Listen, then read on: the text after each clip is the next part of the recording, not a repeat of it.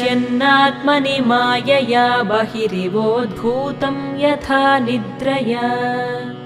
यः साक्षात् कुरुते प्रबोधसमये स्वात्मानमेवाद्वयम्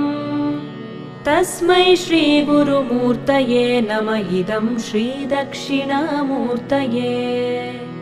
तस्मै श्रीगुरुमूर्तये नम इदं श्रीदक्षिणामूर्तये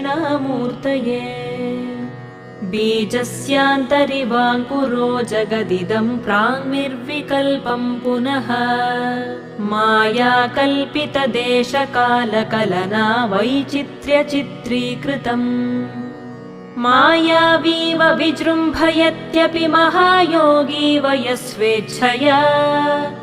तस्मै श्रीगुरुमूर्तये नम इदं श्रीदक्षिणामूर्तये तस्मै श्रीगुरुमूर्तये नमः।